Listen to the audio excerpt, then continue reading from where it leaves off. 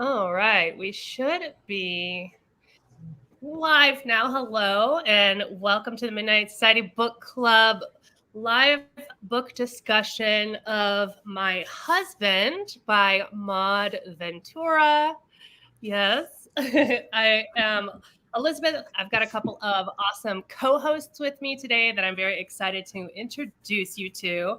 And I'm really excited to see how everyone felt about this book. I've seen some really good reviews, and the whole time while I was reading it, I will say I was looking at reviews and it was like, oh my gosh, the epilogue. Oh my gosh, the epilogue. And so I was like, I need to know. Like, I need to know what happens in this epilogue. So let's see here. So we want to submit for the approval of the Midnight Society, My Husband by Maud Ventura. This is also translated by Emma Ramadan. And that's an interesting part of this as well, but we'll get into that. Let me see here. Get my stuff pulled up. There we go. Okay, so first of all, I'm going to have my co-hosts introduce themselves. So we'll go around. If anybody's not familiar with them, all of their information is going to be in the description down below with links and such. So feel free to go down there, check them out. I have the lovely Ashley, who has been a guest on the Midnight Society Book Club before. In fact, were you my first or second? Were you in January or February last year, Ashley? I think you might have been. But I know it was that first batch. Yeah, it was one of the first co-hosts that I had. And then we have Sarah, also known as S. Elizabeth, and she is I'm so impressed by you, Sarah. Honestly, I don't know if I've told you this before, but like I think you're just so cool.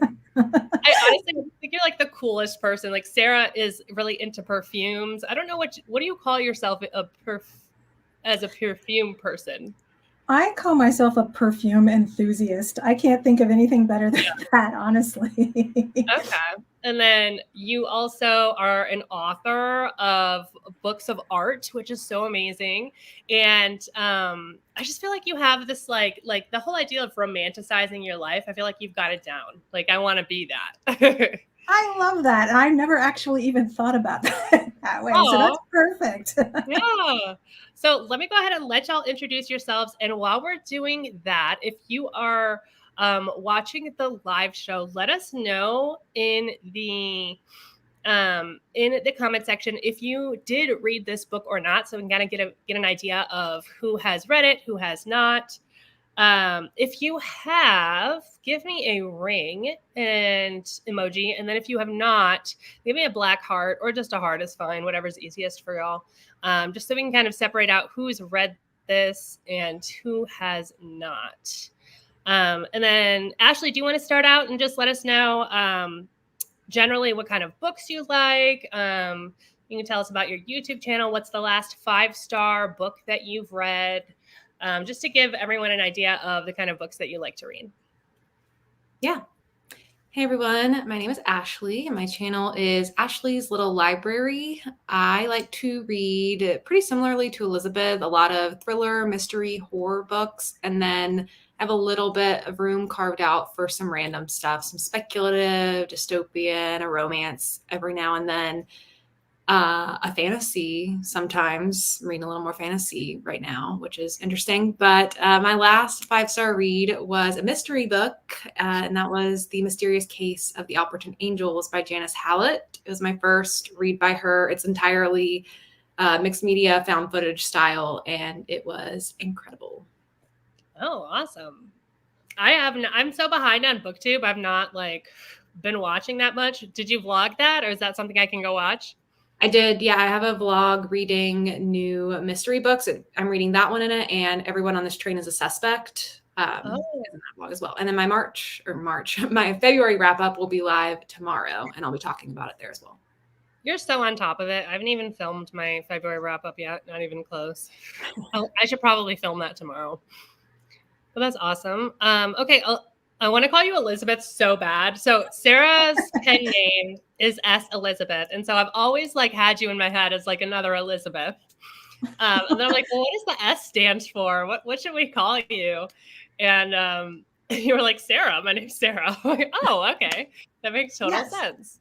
Yeah. So why don't we go ahead and tell us about yourself and what the last 5-star book you read was, what kind of books you like to read, and anything else you want to touch on. Sure. I'm Sarah. I've been writing online as S. Elizabeth forever, which I know is confusing, and I hate that we kept it for my books, but that's what the publisher wanted. So I've written weird art books, curation of like grotesque and gorgeous and surreal and strange and magical and mystical art. I wrote The Art of the Occult, The Art of Darkness, and The Art of Fantasy was published last fall. I am a dinosaur who still blogs. That's like my preferred medium. And I write about books, of course, and art and horror. I'm a lifelong horror enthusiast, as well as perfume and fashion and anxiety and grief and how all of these things intersect in my life. And so as far as what I read, it is a lot of horror. And like 5 or 6 years ago, I started reading a lot of mysteries and thrillers. And I also like speculative and weird fiction. I'm not so much a fan of romance, which is kind of why I chose this, to be involved in this discussion, because I kind of thought it was a bit of a romance because I didn't read about it. And I thought, I'll get out of my comfort zone. But I think we'll get into like why I was a little bit wrong about that. Yeah, and that's interesting. Yeah, my last 5-star read, sorry, just to kind of round out what we're talking about, is The Gathering by C.J. Tudor. I'm a big C.J. Tudor fan. Me too. But I will say, I'll preface it with a grain of salt, or to tell you to take it with a grain of salt, because I read for like vibes and atmosphere, and like plot is very secondary for me. So the plot could be meandering and the characters could not be well developed, but if it makes me feel some kind of way and I'm having a good time with it, it's a 5-star book. But I will say C.J. Tudor's The Gathering, which, I mean, you can look it up if you want to, but it's if you like this past season of True Detective, like murders and supernatural stuff in Alaska, I think people will like The Gathering. Nice. And that's not out yet, is it? It's not. I got it from NetGalley. Okay. I was going to say that's I'm not familiar with that one, but I think that's her one that's coming out soon. So that's not quite released yet. But yeah, I'm looking forward to that for sure. Ashley and I both, I know, are big CJ Tudor fans too. And then Sarah's books, the Goodreads links are linked in the description, as well as a link if you want to get a signed copy from her. So check that out if you're interested, y'all. Cool. So let's see what's next. Okay, so I'm going to go ahead and give y'all a description of the book. If you're here, we're in non-spoileries right now. Non-spoileries. You get the point. You get what I mean.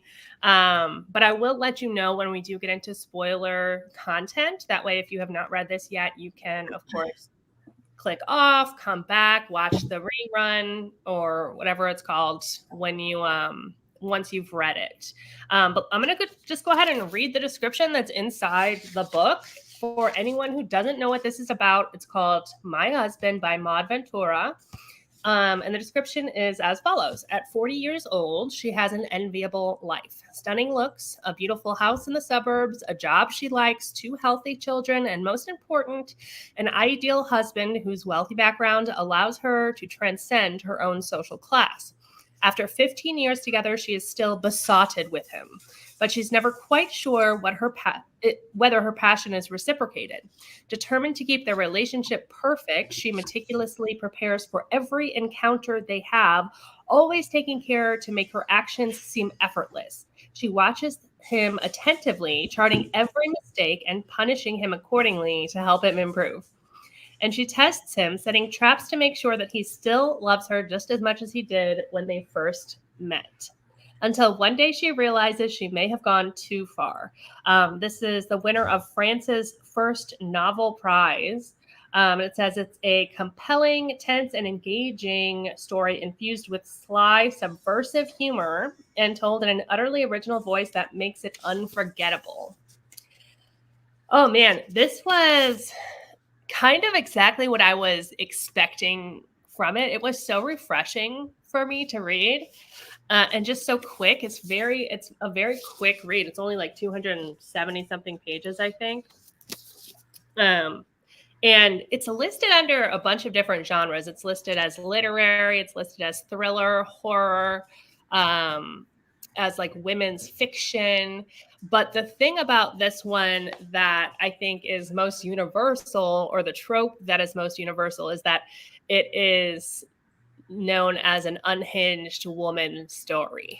So if anyone's familiar with unhinged women stories, this is one of those. Okay, so let's just go ahead, and before we get into too much, let's talk about our ratings. And if you are in the chat, then go ahead and let us know in the chat what your rating was out of 5 stars. And who wants to start and let us know what they thought of it first? Anyone feeling daring? Or I can. Do you want me to give my rating, or go for it? I gave it 3.5 stars.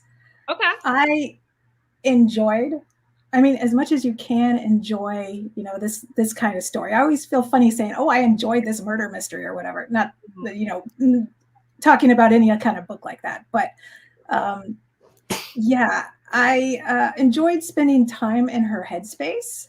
It was a very interesting place to be, but I think I kept waiting for something, and I don't think I got that something. So I didn't love it, but I didn't hate it. It was an interesting book to read. Okay, that's all valid. What do you think, Ashley? What did you think of it?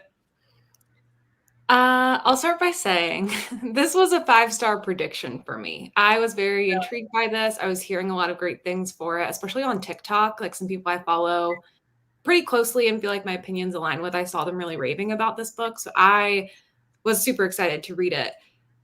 It's a 2 for me. I was pretty disappointed. And similar to Sarah, I was just waiting and waiting and waiting and waiting and waiting and waiting for the ending. Gotcha. Yeah, I mean, I get that, because that is what kept me interested, was like trying to figure out this ending, what's happening in the ending. But that was because I knew something was coming in the epilogue. But I thought it was so like quick to read and so quick to get through, and I just had a good time with it. I ended up giving this 4 stars.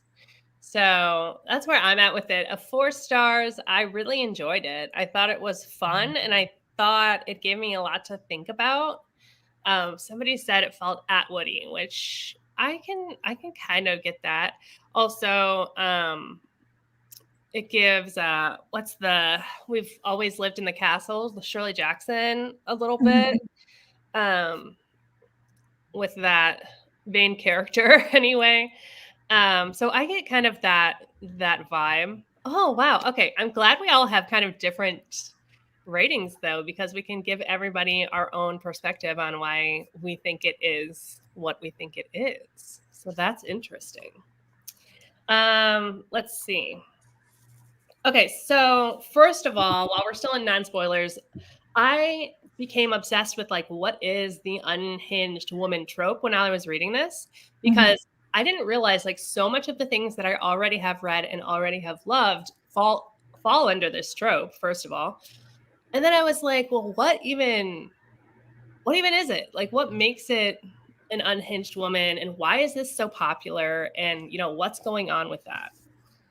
So I found a couple of articles, and one from Penguin. Actually, this one was really interesting. It was written by Vera Kurian, who wrote Never Saw Me Coming.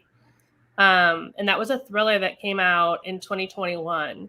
But she wrote a story on penguin.co.uk, where she talked about essentially the untold origins of the unhinged women. And I just want to like talk about a couple things that she mentioned in there, because I thought it was just really poignant. So I'm going to read this to y'all really quickly. As a great woman once uttered at brunch after 4 champagne cocktails, behind every unhinged woman is a heterosexual man who invited her to spend the holidays with his entire family and then broke up with her the next week saying, bewildered, I didn't think it was that serious.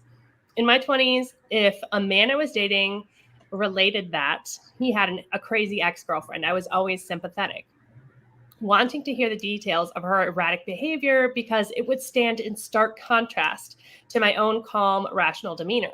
Now that I'm older and wealthier and have had more champagne, I fully understand that references to a crazy ex-girlfriend are a massive red flag. The assumption is that she arrived crazy fresh out of the box when it's entirely possible she was driven crazy by erratic, careless behaviors, lies, or ill treatment. I'm not saying that there are no crazy women, but that we should take a moment and reflect on who is calling any particular woman unhinged. How does any woman manage to stay hinged in a world where she is frequently dismissed, underestimated, and attacked? I just thought that was like so. I think that kind of gets down to the heart of why this is so popular, because women, I feel like we're in a cultural place where women are like tired of carrying the brunt of the weight in like the family, in at work, at whatever it might be. And so we've come to a place where seeing a woman who is not only on the page to satisfy a man, not just there for someone else's purposes, but there for her own purpose, and then is also morally gray, and who, is kind of pushing back against all of these forces that are pushing against us in general. So what do y'all think about this unhinged woman trope? Do you like it? Do you feel like it's coming into popularity for, a reason? What are your thoughts? I feel like that's like 90% of what I read. And Yeah. I was thinking about it this morning, and you know what? There's so much of it, and it really runs a spectrum, because you've got like, the crazy, dramatic, mentally unwell or mentally unstable women on the brink, on the edge, their lives are falling apart. And then you've just got the other end of the spectrum, like, Fleabag came to mind. I don't know if she's necessarily unhinged from the series. There's like, their lives are messy and chaotic. And I feel like there's a lot of intense apathy, like an existential ennui. And okay. I think those characters are like from My Year of Rest and Relaxation. Mm-hmm. Oh, yeah. And so it's an interesting spectrum. And then I'm thinking, well, why do we love that so much? And it's because, I think it's because, these women are like acting out these dark parts of their psyche or something. And it's empowering and cathartic, and it feels very anti-patriarchal. And I love that. It does. It does feel like it's like us against the man, like kind of fighting back against the ideal that women are supposed to be sweet and kind and nice and, all of these things. And we're saying, no, I don't care. I have my own agenda outside of whatever box you're trying to put me into. And so I think that's why it's so easy for us to like fight, to like feel that like underdog kind of sensation when we're reading unhinged women books, and kind of root for the woman who's doing bad things. I think it's a almost like it's a reflection of what's happened in the past, however many years. And it's just something that's like moving along with us, that we can't control. What do you think, Ashley? Yeah, it's funny that you mentioned Fleabag, Sarah, because I actually just watched all of that first time, like last week. Yeah. And I loved it. It was incredible. Very enjoyable with a glass of wine too. That just really helps you lean into the chaos of that. But I've been really leaning into unhinged women's stories recently, and I actually tried to watch Fleabag once a couple years ago, and I started it and I was like, oh, I don't get it, this isn't for me. And then this time at this season of my life, it resonated with me so much more. And another book I read recently was Interesting Facts About Space by Emily Austen, which is kind of like a catastrophe mail type of book too, where a woman's just like messy, and it's really, like you said, cathartic and empowering to follow messy women who aren't fitting the mold, especially because as a woman, there's so many ways that you have to participate correctly in society. You know, you have to work 10 times harder than a man, and a man will get rewarded 10 times more than you, even though you're working harder. And there's such a pressure of like letting it all crumble. Another book I read recently, Diavola by Jennifer Thorne, I think is the author. I've been so curious about that one. I felt so comforted by that because it really plays out the fears I have of like, oh my God, what if my whole life falls apart because of this one thing I let disrupt this perfect? And it's like, maybe it will, and maybe it will be a catastrophe, but I'm sure I'll figure it out. But seeing that in alignment with anti-patriarchal stuff is very reassuring and cathartic to read as a woman. Well, you said something about comforting, and that brings me to another reason I like this. And this makes me feel a little bit less, this makes me feel kind of shitty, actually. But it's like you're reading this book, and this woman is out of control, and, you know, she's doing whatever. And it's like, however screwed up I am, I'm not doing this. So it's kind of comforting to read those stories and to sort of live vicariously through these characters. There's that aspect of it too. Oh, 100%. Yeah, and something feels more honest about it. You know, like something. It's like there's no expectations because you know this character is unhinged. So anything that you have in your mind as like a traditional way to like set up the plot or set up this character, it's already like off the board. It's like somewhere else because there's no really guideline. It feels like she could do anything, and that can be fabulous or that could be terrifying, and we don't know which way it's going to go, you know? And this is not just for this book, but for any book, any unhinged woman trope, I suppose I should say. I need to watch I think I did watch a few episodes of Fleabag at one point, but I did not finish it for sure. Where's that streaming on? Amazon is where I watched it. Okay, cool. Good to know. I do think it's one of those shows you really have to be in the right space for. Otherwise, I think you'll cringe right out of your skin. Yeah. If you're in the right place for it, you're just right there along with her. Gotcha. Yep, that makes total sense. Let's see here. So how do y'all feel about the fact that, so when this started, when it opened up, there was, you have the first person point of view from this woman, and she's calling her husband. She's not naming him. And so when I first started, I was like, oh, he's not going to be named. She will be. But then I realized, no, neither one of them are named. So, and then I started thinking, like, what is the purpose of that from like the author's point of view? Why is she not naming them? Do you guys have any theories about that? I mean, I was thinking maybe like just the general idea that, you know, this is supposed to be husband and wife. And so it's like making it more general so that we can put ourselves in their shoes, maybe. That's kind of what I was thinking. It's just these archetypes, you know, and exactly, we could put ourselves in their shoes. It could be us. And I don't actually find names distracting or anything, but I do see how it could be just easier to immerse yourself into this story if you don't have that detail there. Mm-hmm. There is kind of like an ownership in her saying "my husband." And she says it a lot. Oh yeah. Oh, yeah. I think some of it too mirrors the artificiality of some of it, because there's this layer of questioning for the reader the whole time of, does she love her husband or does she love the idea of her husband? And so I think referring to him that way. Yes, that makes a lot of sense, because he's this sort of pie in the sky ideal of a guy, Enigma. according to her. Yeah. Yeah. Also, the book that is referenced, My Lover, the Lover.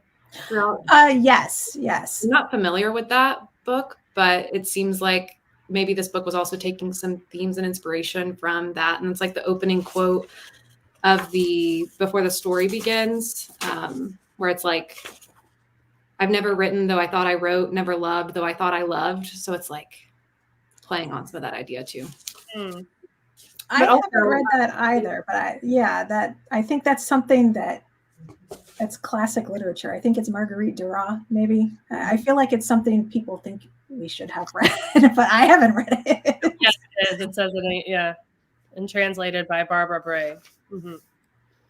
But they do. Her name is dropped. It's the second to last sentence of the book. Oh, that's what someone said, and I totally missed it. I missed that. What was her name? Now I gotta find it out. Do you want me to tell, or is that a spoiler? I don't think spoiler, because it doesn't really reveal anything other than her name, right? Yeah, her name's Ariane. But I can't tell you how we learn, her name, because that'll give away how the ending is shaped, Oh, yeah. You know what? Okay. I did see that. I thought he was speaking metaphorically for some reason. I thought he was comparing her to something. I didn't realize that was her actual name. I think I thought that too, and I meant to go back and check because I was listening to it. And I meant to go back and read that again to see if that was, but I did not. Interesting. So that makes sense. I think that is the name. Oh no, I was thinking Ariadne in Greek mythology. I think I misread that, and that's exactly what I thought.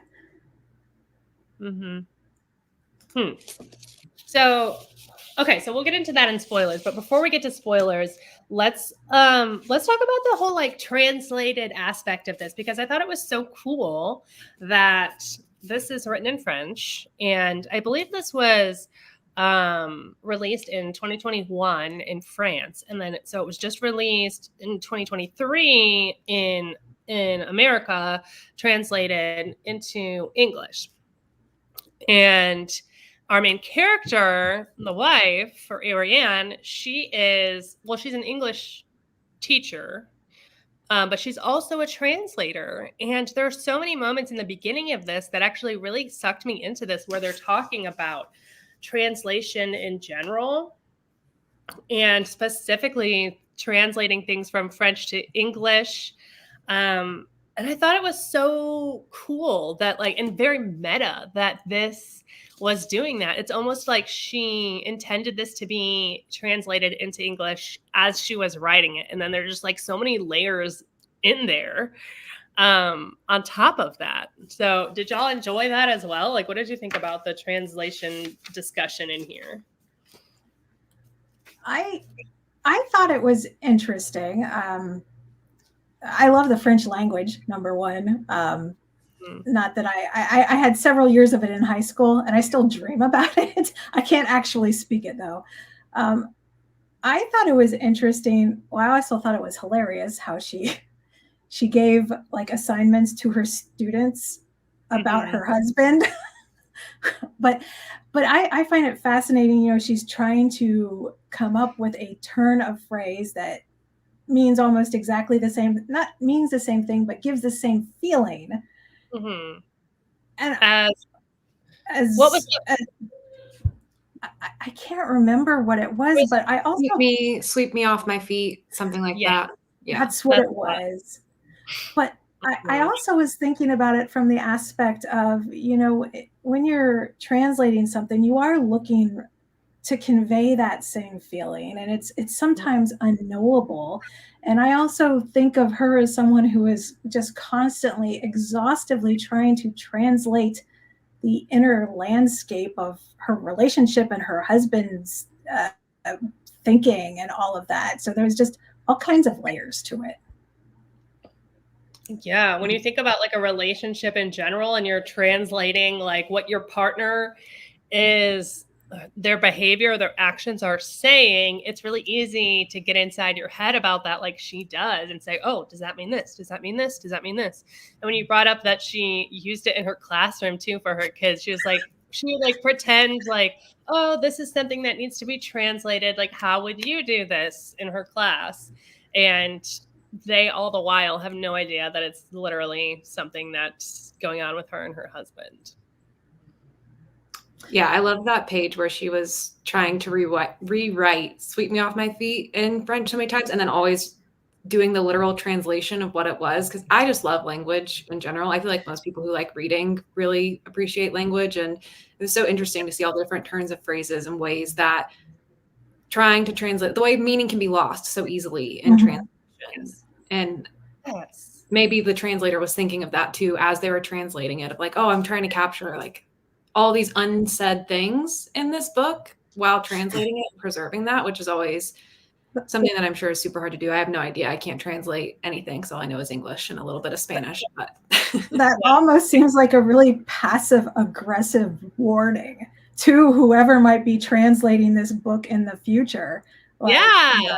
You better be thinking about it in all these different kind of ways, and maybe, agonizing over it like this lady is here.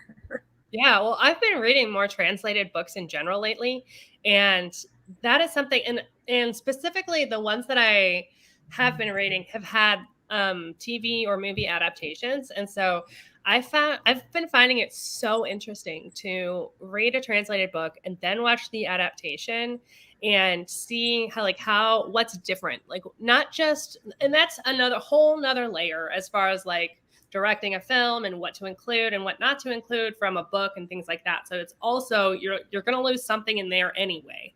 But there's also some things that you can do with film that you cannot do on the written page that instill a certain tone or a certain feeling that sometimes gets lost on the written page when books are translated. So I find it really interesting to try to find those discrepancies and figure out, what could have been the original intent. And then it's almost like you're going back in time throughout these different iterations. And it's like, well, what was it originally? It's like a game of telephone.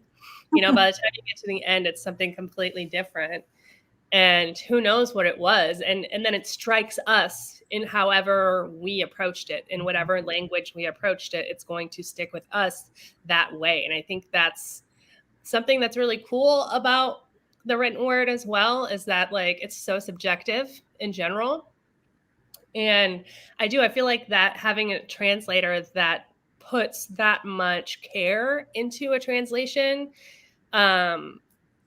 is something that can make or break a story in a different language. I feel like it's such a big deal and is underrated. Like we don't remember translators' names of books. We don't. We don't think of that. We think of the author. But how do we know how that book would have struck us if someone else had translated it? We don't. I think it's cool. I think it's cool to think about and talk about. Okay, well, let's get into spoilers. I'm going to say go ahead and let's get into spoilers. It's 6:34 already, so we might as well. Do I have a spoiler banner? Yes, I do. There we go. Okay, so we're going to get into spoilers. If you have not read this yet and you do not wish to be spoiled, now is the time to take your leave. Good sir, good lady, and have a wonderful rest of your night, and then come back and check out the rest of it once you've read the book. And if you have, or you don't mind being spoiled, then you are free to stay, because we are going to get into spoilers. And I will say, though, that not a lot, there's not a whole lot to spoil in this, because I feel like it's a very character-driven story, except for that epilogue. That epilogue is the one thing that kind of turns it on its head. So let's see. The Goodreads synopsis calls this a darkly funny debut novel.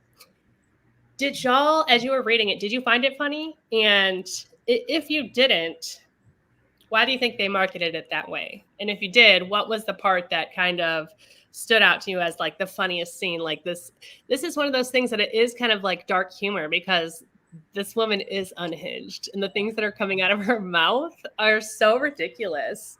And so it's not like laugh out loud funny for me anyway, but there were some moments in there. My favorite moment was the Clementine bit.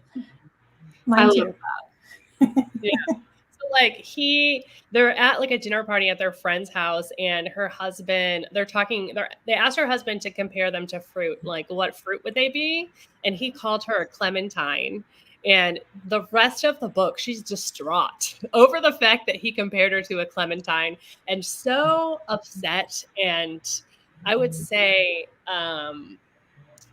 like, what's the word? Like she took it to heart, and she really was just like distraught.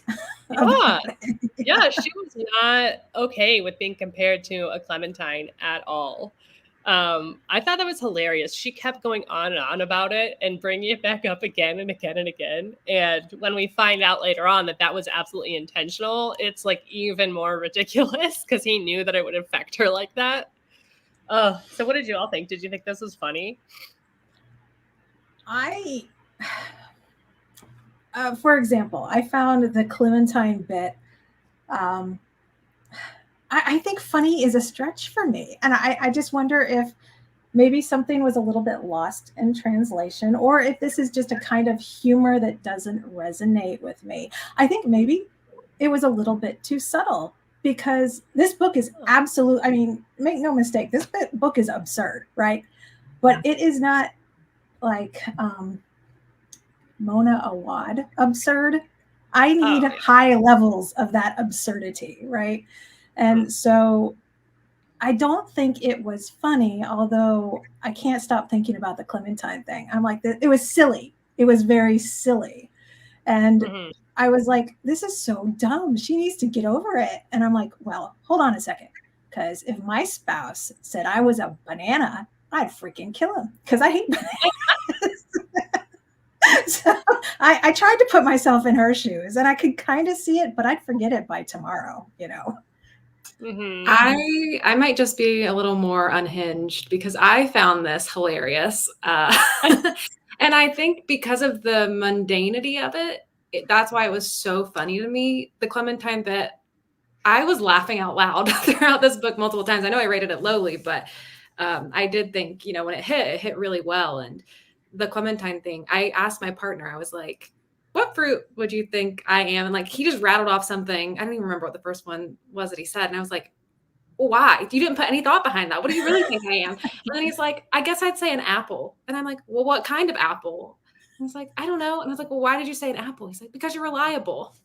And then I thought the whole night. So I could really relate to her in some ways, where it's like, maybe if you have a more anxious attachment style, you laugh with it a little more, because you're kind of laughing at yourself of like, oh yeah, I've thought of like some dumb things have resonated or stayed with me for longer than they should have in relationships. But I also just thought she was really silly. And the scene where she has to change her clothes for some reason, or she wants to change her clothes and she doesn't want him to ask why she's changing her clothes. So she like stains her shirt so that when he comes home, she'll see that shirt. And she's like, oh, what a shame. I actually really like that blouse, but I had to just do that. Yeah. So yeah. She's a silly, goofy time. Yeah, I thought she was kind of over the top. Not Mona Awad over the top though. Like, you're right about that. Does not go there at all. I think it's because you're in her head, and she goes to such extremes to hide things. So like, she this entire time is manipulating the situation in order for her husband to give her more attention. She will hide his things so that he is late for work, or that he forgets something to take to work, so that she can bring it to him, and she can contrive a situation where they can have lunch together, contrive some kind of romantic moment. And in her mind, this is all in the name of the marriage. It's all for him. It's for them. Because if she hadn't done those things, if she hadn't gone to those extremes, then she would not have the opportunity to show him how important she is, how valuable she is in their relationship.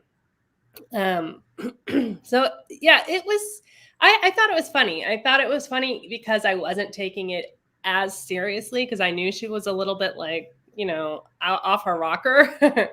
But I thought it was pretty funny. The Clementine bit every time. Oh, also the fact that she color coordinates her week, I thought was really interesting. So like on a certain day, I wrote it down. Let me see if I can find it. So like Monday is blue, Tuesday is black. Wednesday, I was kind of confused about Wednesday. I think it was supposed to be orange, but she didn't want to wear orange because he called her Clementine. So she tried to get a green scarf, but then she accidentally grabbed the orange scarf again anyway. And then she got rid of it. Thursday was yellow. And then Friday, I think, was supposed to be green. Saturday is red and Sunday is white. And she kind of, the way she says it is like, obviously like she's going to wear those colors that day, but it's also like an aura for the day. Like I can get away with certain things. She only cheats on her husband on certain days. And then her favorite day of the week is Monday, but her husband's favorite day of the week is Saturday. And so she can get away with more things on his favorite day because he'll be in a good mood. And like the logic behind her decisions is just so far out. It's so far out there and it's ridiculous. But I loved that there was that kind of theme as you went along. So like as you read it, you're going through the days of the week. And we know at the beginning, he tells her on Sunday, I have something we need to talk about. And so she's just like, oh my gosh, he's leaving me. And then we start over on Monday and then lead up to Sunday. And throughout that, we're going through the colors and the days of the week. So I thought it was a really interesting way to format it and like put it to read it because you have these very striking separate days with their own separate color. And she thinks it has this great meaning to it, but I don't think it does, Well, that's one of the things I really liked about this book. I mean, it kind of fell flat for me on the humor and maybe ultimately the story, but I love being in people's heads, especially like anybody really. She was particularly weird, but we've all got our weird quirks and hang-ups, and she's got her color synesthesia for the week and but we've all got stuff like that. And I just think it's so interesting getting to dig around and poke around like the really fucked up things that people let kind of control their lives. Mm-hmm. And so I really enjoyed that hyper weird aspect of it. So at the very end, we get this epilogue. Let's talk about the epilogue where it's revealed that the husband knows everything. He knows about her journals where she tracks his wrongdoings and his punishments. He knows about her sleeping around. He knows about the fact that she really doesn't like her kids, but she's there doing mother things anyway for him. But this whole time he knows about all of this and he is playing it right back. It's like a game of tennis. Like he has been purposefully misbehaving on this particular week because it's enjoyable for him, because he also wants to keep her on her toes. And he says that even though she does all these things, he knows that she's doing it for their marriage. And so he appreciates it.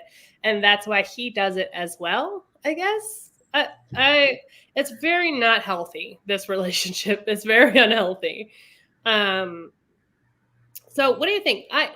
After discussing about like the unhinged women stuff and like what it is and about how we feel connected to this because women often feel like they are pushed to this brink of insanity by men.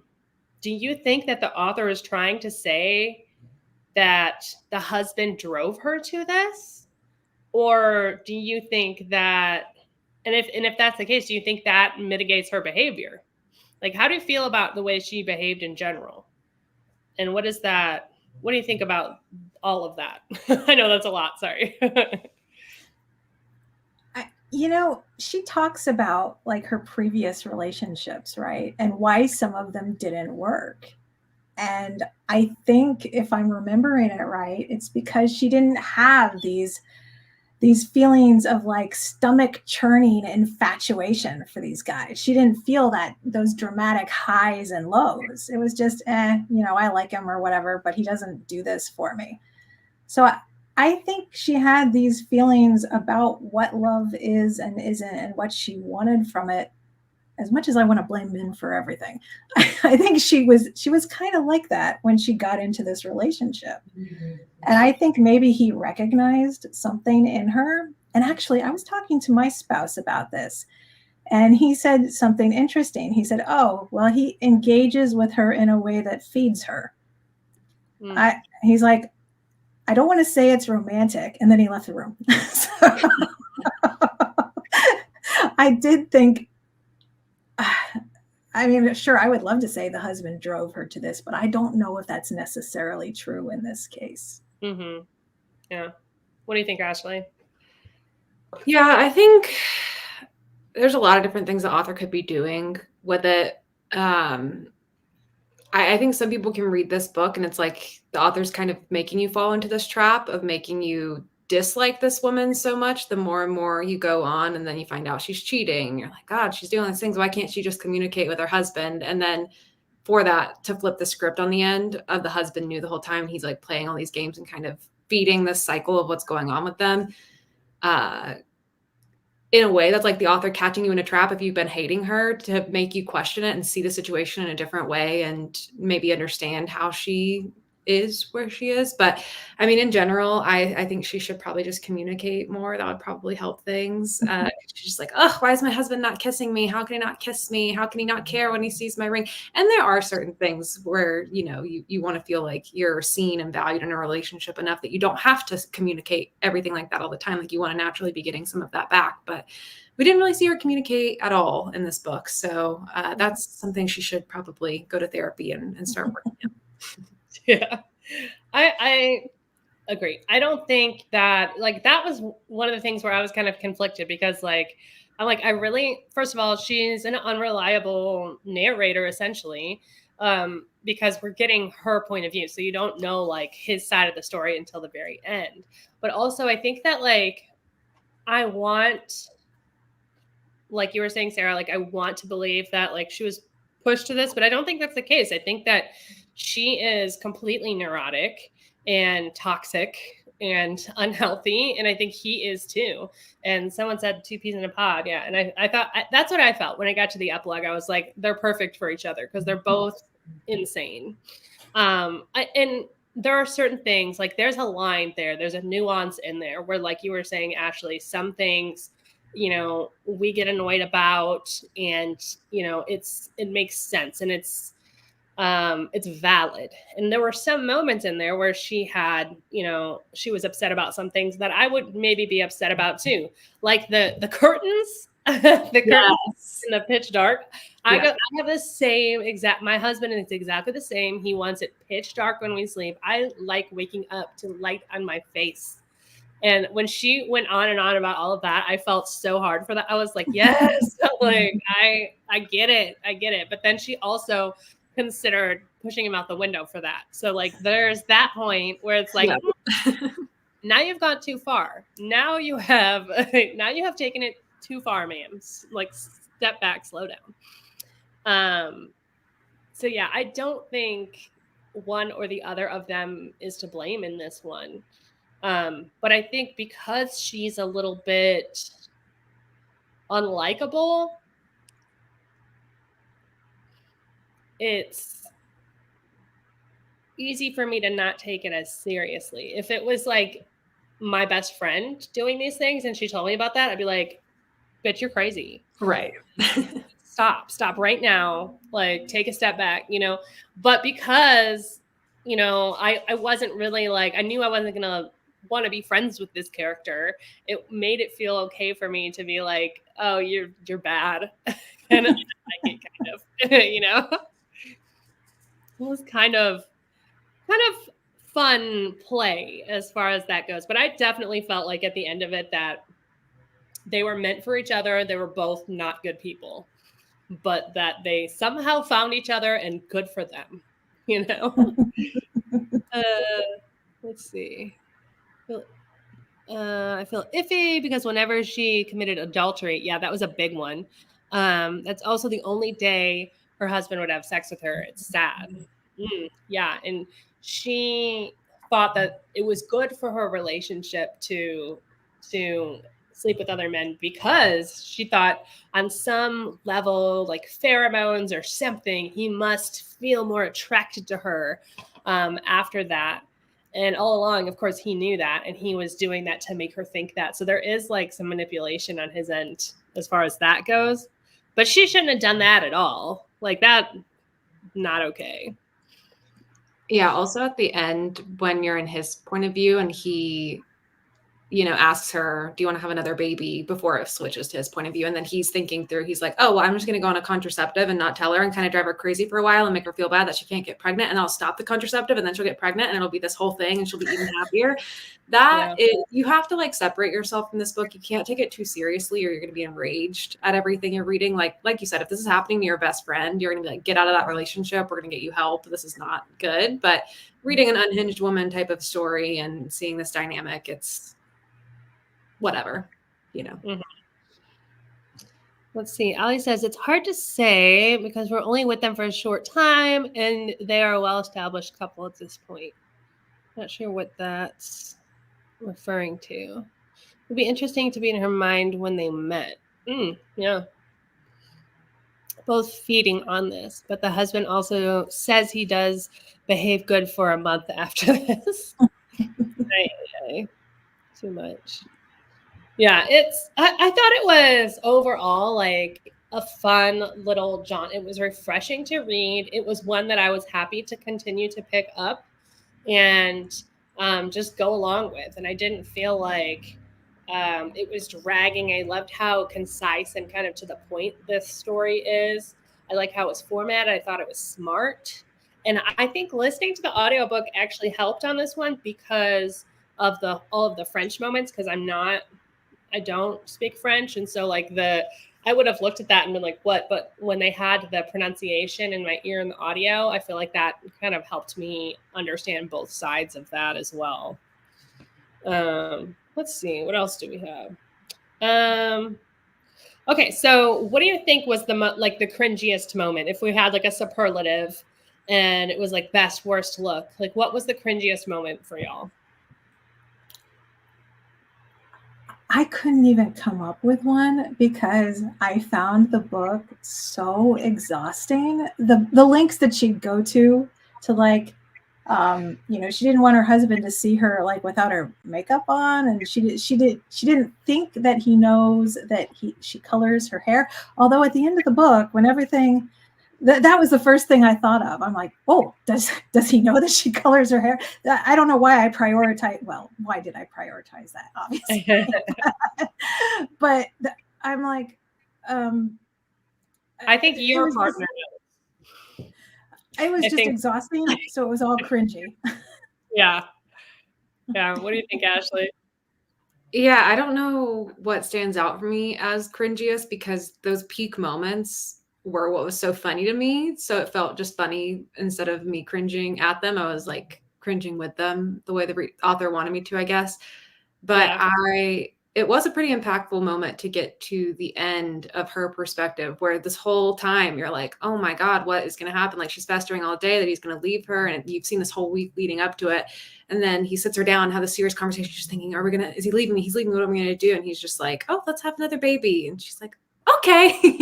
She's already like prepared herself for this marriage to be over. And that was just, maybe that felt a little cringy to me because I waited this whole book for something impactful. And it was like, he's just asking her if she wants another baby. I thought, something more sinister was going to be going on here, but yeah.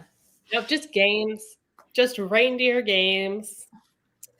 I think the cringiest for me was when she sees him flirting with her friend at the party and immediately takes that friend's husband up to the bathroom to boink in the bathroom. because she's just, and that was the moment where she was mad at herself too, like afterwards, because she reacted on the spot. She let her emotions take over. She didn't give it time. Like she had rules where she would not react that same day. She'd always sleep on it. And then she would come up with the punishment that was equal, you know, once she had a sound mind. But yeah, that moment I was like, oh girl, you're going too far. Like even the guy that she like had an affair with before, the other guy, I was like not okay with that, but like I was like, okay, I can see her doing this. But then that moment where she just takes him upstairs into the bathroom, and it during her daughter's birthday party, I was like, oh no, this is too far. That was probably the cringiest for me. Yeah, And then talking about the kids made me remember to the point where she's like, I am too busy being in love with my husband to care about being a mother or to have any feelings about. That was cringy to me. I'm like, ugh, this man, like, pay attention to your children. That's a horrible thing to say. Yeah. yeah, she really, like, it seemed like she was, you know, a decent mom despite the fact that she didn't really care about them. Like she went through the motions, but then since we're in her head, we know that she's just like very frustrated and wanting to get them out. Like she's probably not a good mom. Like that's a little bit of a stretch, but like, you know, because you're in her head, like she wants them to get to bed so she can have time with her kids. She wants them to, you know, do their activities so she can, everything is to get more time with her husband and to get rid of the kids and have them occupied or whatever. And after, like, especially last year, I feel like was the year of reading books about motherhood. That was kind of refreshing to me too, to be like her not really caring. Like after all of these like grief horror about mother and all of these stories that I've read about, you know, being judged for being a mother, it was kind of refreshing to see a mom that was just like, you know, that's not my focus. Because even though like probably borderline abusive neglect situation, but it's not the same thing that we've been reading about or that I've been reading about for the last year. So it was kind of like, okay, that's different. I can get on board with listening to this. Obviously, I'm not going to take any motherhood advice from her, but but yeah, there's that. Anything else y'all think that we should touch on before we start to wrap this up? Any other parts of the book that you want to mention or discuss? You know, I can't think of any. I do want to know though, were either of you surprised at the epilogue? Did it come as a surprise? Because for me, all the way along, I'm like, well, I don't really know what the twist could be unless it's this one thing, and that is the one thing it ended up being. Yeah, I didn't think of that. I just knew like something was going to happen. But no, I don't think I did see that coming. It didn't shock me like gasp out loud shock, but I was like, okay, now I get it. Now I get why people are mentioning the epilogue and like talking about it like that. And I thought it was satisfying as far as like a twist goes. Because even though it didn't shock me, it was somehow satisfying. I guess because, you know, all along you're in her head and you're thinking, this lady is friggin' nuts. And you're like, oh, well, okay, they're a match made in heaven. And somehow that made me feel better about it. Yeah, I think I would have felt more satisfied with this book in general if it were shorter. Or I think I might have enjoyed it more if I had done the audiobook the whole way through. It might have, if I put the audiobook on, I probably would have listened to it all in one sitting because I wouldn't have realized it's pretty short on audio, at 2 times speed at least.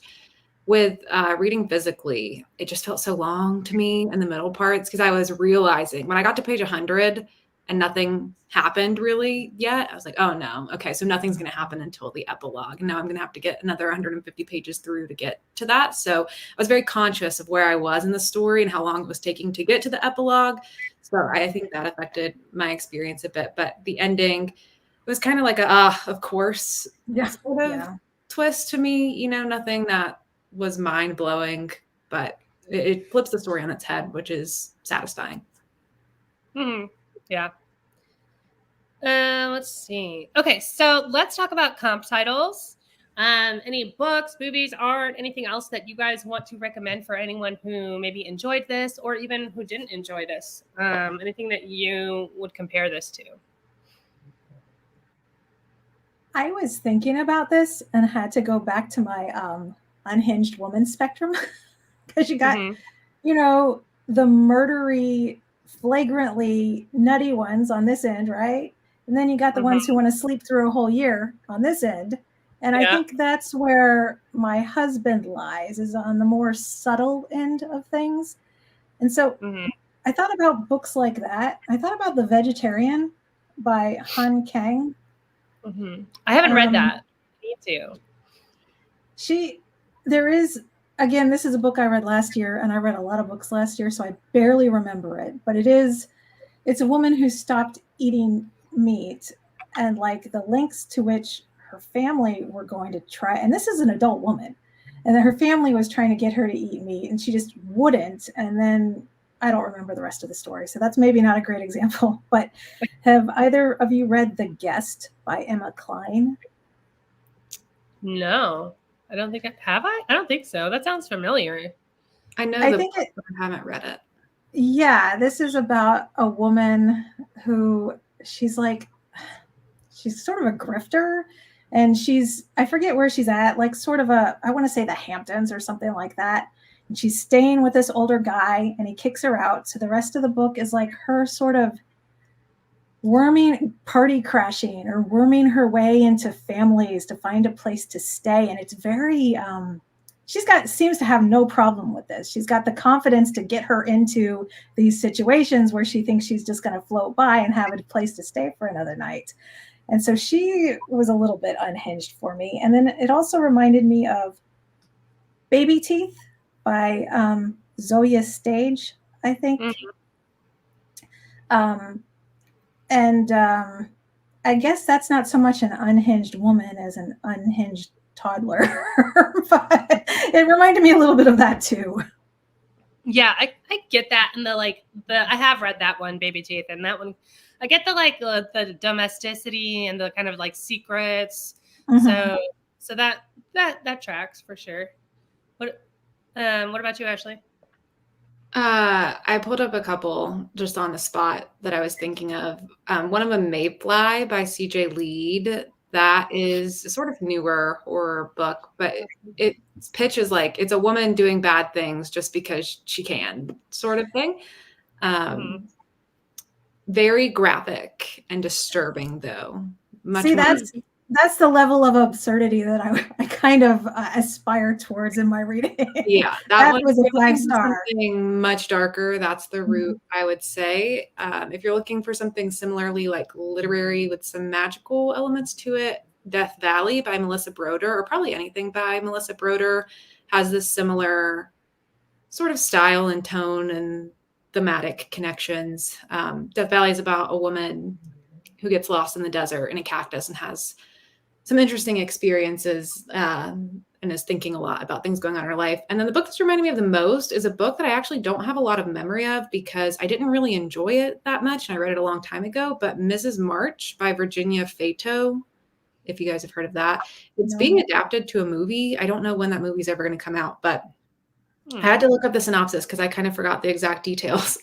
But you're following a woman named Mrs. March, who's an Upper East Side housewife, and her husband is a novelist. And she finds out that the protagonist is based on her, but the character in the book is like awful, is portrayed horribly. And so she gets really obsessed with why would her husband write her that way, and is hurled into a harrowing journey that builds to near psychosis, one that begins merely within the pages of a book, but may uncover both the killer and the long-buried secrets of her past. It has an average rating of a 3.25 on Goodreads, so it's really divisive. Like I said, I didn't love it as much, but I also didn't really love my husband. So maybe if you love my husband, Mrs. March would be like something up your alley. I've heard of that one, but I've not read that one. And I've not read Mayfly yet, even though I held it up. I own it. I need to read it. And I've heard this one is kind of like a female Patrick Bateman. Is that the... I can see that. Yeah. I've heard that comparison. But yeah, those all sound really good. A couple that I have, one of my favorites, A Certain Hunger by Chelsea G. Summers. And this one is about a female killer. Another one about a female killer, if you're interested, obviously My Lovely Wife by Samantha Downing. So you have that end of the spectrum. I would say, what's another one? And then Mona Awad, like you mentioned earlier, I would definitely say fits this just generally in her stories. Gone Girls, kind of the classic, modern classic unhinged woman, or really any Gillian Flynn too, especially Sharp Objects. Another one is Things Have Gotten Worse Since We Last Spoke by Eric LaRocca. There's so many. Night Bitch, I feel like I recommend like every day. Mother Thing by Ainsley Hogarth, another one where she's kind of like losing it. This also was a Midnight Society Book Club pick last year. That is my all-time #1 favorite book. I love that book so much. It is so good. It is so good. And then you mentioned My Year of Rest and Relaxation, but pretty much any Ottessa Moshfegh I feel like fits this trope as well. I'll probably leave it at that. I did pull down Any Man as well, but this one's really hardcore as far as like women being unhinged. That one's dark, very dark. And a couple of movies that I would recommend are Fatal Attraction. I mean, that's kind of like the ultimate unhinged woman story. And I did recently watch it with Michael Douglas and Glenn Close. So good. So good. Another one is Midsommar, which I had to kind of think about that. Is that unhinged? But I think it is, because the main character, excuse me, in that story, even though she like is following her boyfriend to where is it? Sweden? I don't know where. I think, yeah. So. Yeah. She's more of the part of the story than he is. It's more like the focus is on her. She's not making that move for him. She's dealing with her own grief. And we're kind of following her in this spiral that happens to coincide with that grief of like just craziness. So I would consider Midsommar unhinged as well. That movie in general, absolutely unhinged. But so good. So yeah, those are some of mine, just to name a few here. I still have more, to be honest, but it's a lot. So let's see. All right, so let's go ahead and start to wrap this up. Let me know, where can we find you for anyone who's watching and interested in y'all's stuff? Like, where do you post content? Tell us about, your books, your blog, all of that stuff. And if you have anything coming up that you want us to check out or promote. Ashley, you want to go first? Sure.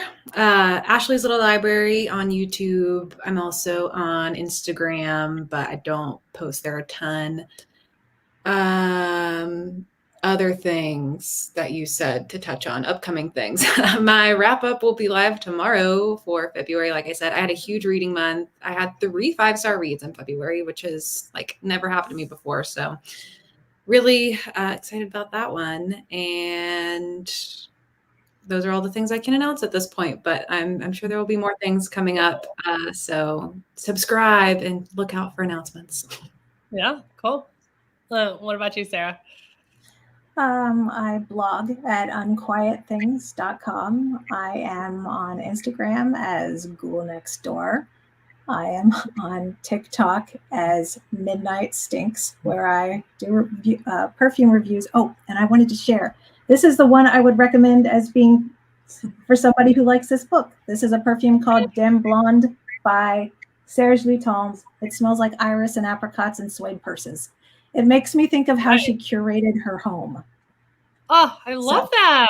Yeah, I forgot it. I had it sitting right at my desk. But yeah, anyway, I'm on TikTok as Midnight Stinks, where I try to find a ghost in every bottle of perfume. And I don't know what my YouTube handle is because I never upload. So I'm not over on YouTube all that much. And I don't really have anything upcoming. So visit me on my blog or Instagram. Nice. Okay, cool. Well, I really appreciate both of you joining me and talking about this book and reading this book with me. I do want to say, okay, so I did the math. I did the math while we were talking, and our average rating is 3.1. So this does approve. This is approved by the Midnight Society. I just started doing that where it's like the average rating of all the hosts. If it's at a 3 or higher, then we approve this for the Midnight Society, which is kind of silly, but like, whatever. It's fun. We can approve it. We can disapprove it. We can do whatever we want. It's our show.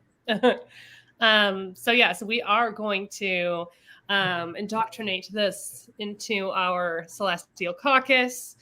And I do want to just mention before we go, the March Midnight Society Book Club pick is And Then There Was Silence by Candace Robinson.